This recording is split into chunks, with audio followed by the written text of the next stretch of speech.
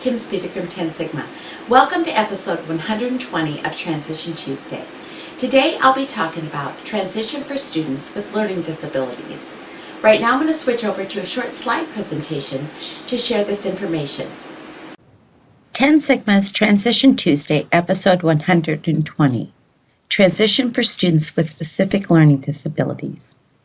In today's episode, we will discuss the biggest challenges for students with learning disabilities transitioning to adult life and some suggestions to help them with these challenges. The definition of SLD, specific learning disability, under IDEA is a disorder in one or more of the basic psychological processes involved in understanding or in using language, spoken or written.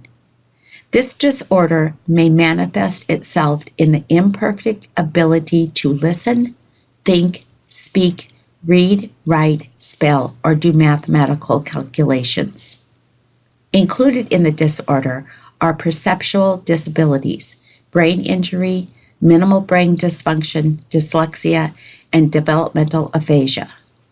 Disorders that are not included in specific learning disabilities is a learning problem that is primarily the result of visual, hearing, or motor disabilities, of mental retardation, of emotional disturbance, or of environmental, cultural, or economic disadvantage. Students who have learning disabilities may exhibit a wide range of traits, including problems with reading comprehension, problems with spoken and written language, problems with reasoning and personal organization, hyperactivity or inattention in social or school settings, uneven and unpredictable test and school performance, behaviors such as impulsiveness or low tolerance for frustration, problems in handling day-to-day social interactions and situations, and problems with perceptual coordination. The three biggest challenges for students who have a learning disability or learning disabilities transitioning to adult life are academic skills, attending post-high school, college, and vocational, and poor self-concept, including social and behavior problems. Reading, writing, and math are foundational to one's ability to learn, especially in school. Specific skills that may be impacted by the student's learning disability include the ability to put their thoughts into written words, spelling, reading comprehension, math calculation, and math problem solving. An estimated 5 to 15% of school-age individuals struggle with a learning disability. An estimated 80% of those with a learning disability have a reading disorder, commonly referred to as dyslexia. 1/3 of people with learning disabilities are estimated to also have attention deficit hyperactivity disorder, or ADHD. Difficulties with these specific skills usually cause problems in learning other subjects, such as history, science, social studies, and they impact everyday activities. There are three types of learning disabilities affecting academics. Dyslexia is the most common one, and it is a term that refers to difficulty with reading.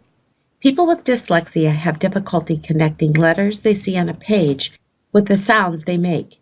As a result, reading becomes a slow, effortful, and not fluent process for them.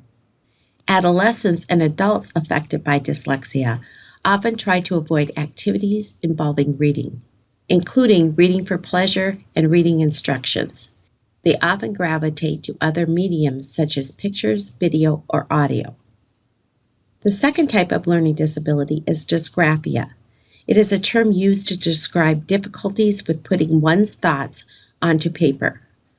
Problems with writing can include difficulty with spelling, grammar, punctuation, and handwriting. Some students that struggle with writing become readily fatigued with the process of writing. And the third type of learning disability is dyscalculia. It is a term used to describe difficulties learning number-related concepts. or using the symbols and functions to perform math calculations. Problems with math can include difficulty with number sense, memorizing math facts, math calculation, math reasoning, and problem solving. The second challenge is students with learning disabilities attending college and/or vocational schools. Research has documented that students with learning disabilities often enter the workplace after high school, but in minimum wage jobs, and tend to remain in those jobs longer prior to moving up. Only 16% of students with learning disabilities attend a 2 or 4 year post-secondary education program. Many of these students show deficits in listening well in class, taking notes, studying, and taking tests. Organization of assignments and scheduling generally are difficult tasks for college students with learning disabilities. Other barriers that can get in the way of students with learning disabilities attending or completing college or a vocational school is lack of student support services offered, or the student is not aware of the support services offered by their college. Another barrier could be the need for financial resources that can be extended into a longer than traditional time frame, and the need for students to have self-advocacy skills, at the very least to be able to describe their disability to others. And the third challenge for students with learning disabilities transitioning to adult life is poor self-concept and social and behavioral problems.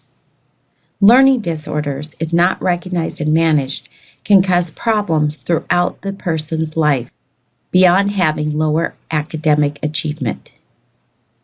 These problems include increased risk of greater psychological distress, poorer overall mental health, unemployment or underemployment, and dropping out of school.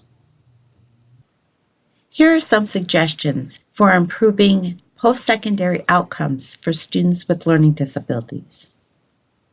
Teach students to take ownership in their transition process. Give students many opportunities to discover and explore their interests, employment, and post-secondary education options through assessments, activities, and tasks. Another suggestion is to teach self-advocacy skills and how to set goals. Students also need to learn about their disability, IEP, rights, and the accommodations they need to help them succeed in their adult life. Other suggestions for helping to improve outcomes include teaching soft skills, particularly organization and problem-solving skills. Help students make a list of supports. Transition Tuesday, episode 81, is a great resource on helping you to teach students to do this. Teach social skills and try to get the student involved at school. Get parents or families involved in the transition process.